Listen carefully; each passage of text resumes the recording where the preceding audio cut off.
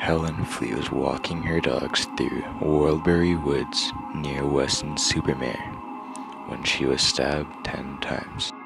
Screams heard coming from the woods were one of the only clues to one of the most gruesome and baffling murders I've ever seen. Helen Fleet was walking her dogs through Whorlbury Woods near Weston-super-Mare when she was stabbed 10 times, battered around the head, and strangled to death. The brutal attack on the 66-year-old took place on March 28, 1987, but more than 30 years later, her killer has never been found. Despite one of the largest investigations in seaside town's history, no real motive for the horrific attack has ever been established, and it's thought that Miss Fleet just happened to be in the woods at the wrong time.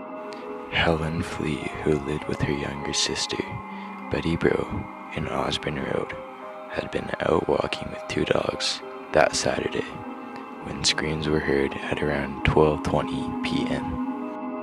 20 minutes later, Sylvia Lewis from Worrell, who was also walking her dog, overheard barking and discovered Miss Fleet lying motionless.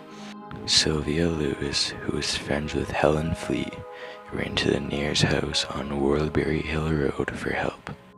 It was then that David Davies and his wife Hazel went to the woods and found Helen Fleet dead with her beloved white West Highland Terrier, Bilbo, and brown mongrel, Cindy, nearby. A huge murder hunt was launched by police, and more than 120 officers were working on the case at the time. Some 500 statements were taken, but no one was ever caught for the daylight savage attack. Police attention soon focused on trying to identify a youth who was seen running fast along Ashbury Drive.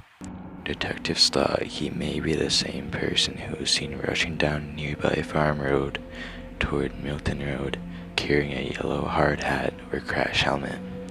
They soon began working on a theory that Helen Fleet may have known her killer, after reports that she had been chatting to a youth 2 days before the murder. 6 weeks into the investigation, and they put out a photo of a man, but it did not lead to anything for investigators, and his identity still remains unknown. Witnesses also spotted 2 youths running out of the woods around 30 minutes after the murder. One was aged 15 to 18, 5'5", with dark pants and a white ski jacket with red and blue trim. The other youth, seen separately, was aged about 16 and was also wearing a ski jacket with red and gray or dark blue squares. 13 years after the murder, another reconstruction, this time on HTV's Crime Stoppers, which brought up another potential witness. A man came forward and put out a statement that read, Miss Fleet had been talking to a child who played with her 2 dogs on the day of her death.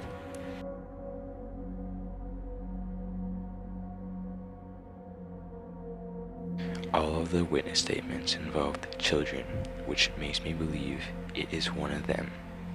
But since all of their faces were covered up and they were in bundles, then the police cannot get in contact with them. A witness statement says a man was leaving the crime scene 10 minutes after and was looking very suspicious, but since they have no description, they cannot move forward with this statement. This topic is a mystery, but if you have any ideas on what could be happening, then please leave them in the comments. I will be checking them all.